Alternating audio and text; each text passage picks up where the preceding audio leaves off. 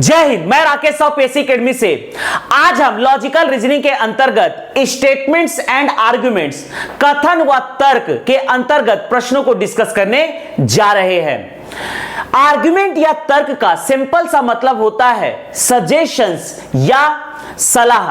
अर्थात कथन में आपसे एक प्रश्न पूछा जाएगा, उसके आधार पर आपको अपने आर्गुमेंट या तर्क देने हैं। अर्थात आपको अपना सजेशंस या सलाह देना है।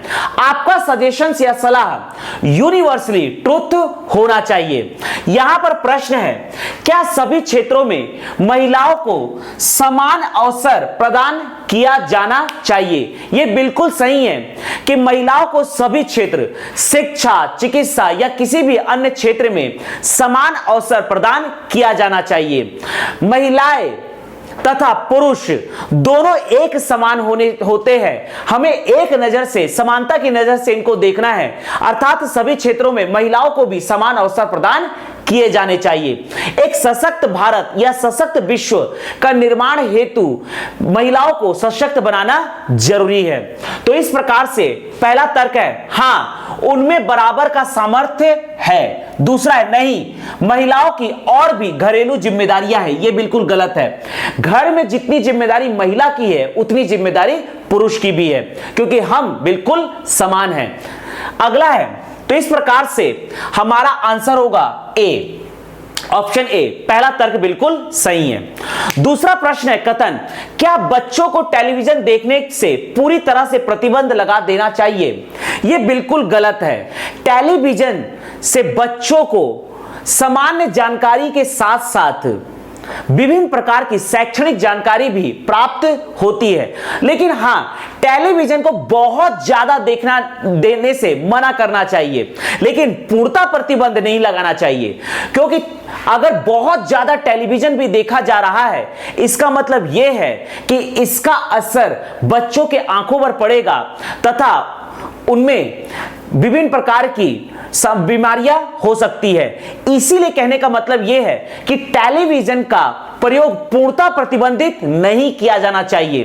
क्योंकि यदि एक नियमित समय पर बच्चे टेलीविजन देखते हैं तो बच्चों को शैक्षणिक जानकारियों के साथ साथ सामान्य जानकारियां भी प्राप्त होती है। इसी प्रकार से बच्चों को इंटरनेट तथा मोबाइल का प्रयोग भी करने देना चाहिए।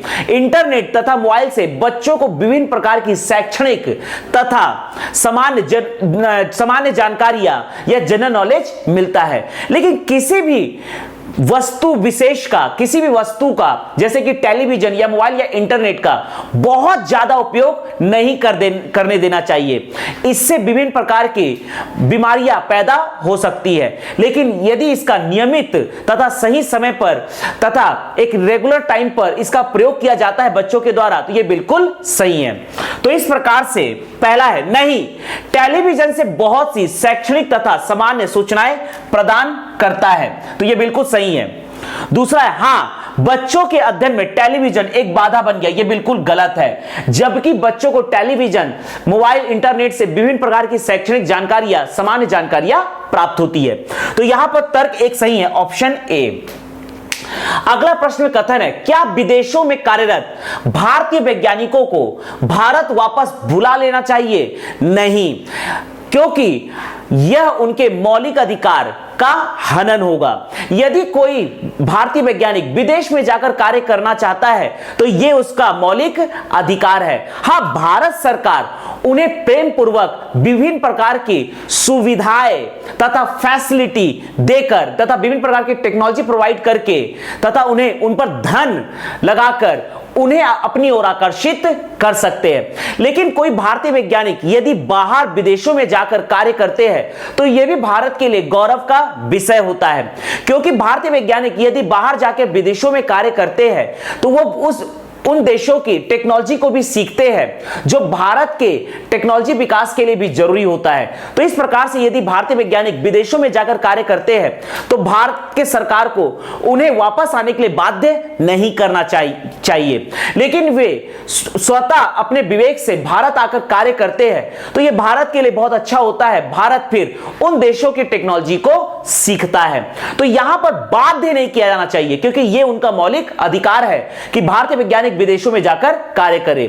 लेकिन हां, भारत सरकार यदि अपने देश में वैज्ञानिक खोज में धन लगाती है तथा वैज्ञानिकों को विभिन्न प्रकार की फैसिलिटी देती है, तो वो वैज्ञानिक बाहर नहीं जाते हैं। लेकिन यह भी अच्छी बात है कि भारतीय वैज्ञानिक बाहर जाकर नई नई टेक्नोलॉजी को सीख रहे हैं। यह भारत के गौरव का विषय होता है। तो तर्क है, हां, पहले उन्हें मातृभूमि की सेवा करनी चाहिए तथा खोज, सम्मान तथा अन्य सुविधाओं को भूल जाना चाहिए। देखिए, यदि कोई भारतीय वैज्ञानिक विदेशों में जाकर कार्य कर रहा है, इसका मतलब यह नहीं है कि वो देशभक्त नहीं है। इसे देशभक्ति का सर्टिफिकेट नहीं मिलता कि आप भारत में कार्य कर रहे हैं। अगर आप विदेशों में जाकर भी कार्य कर रहे हैं तो आप भारत को टैक्स देते हैं। इसका मतलब सिंपल सा है कि आप यदि विदेशों में जाकर कार्य कर रहे हैं तो यह भारत के लिए गौरव का विषय है तथा इससे देशभक्ति, आप देशभक्त है कि देशभक्त नहीं है, इसका कोई भी परिचय नहीं मिलता है। आप विदेशों में रहते भी है तो भी आप देशभक्त होते हैं। तो यह बिल्कुल गलत है।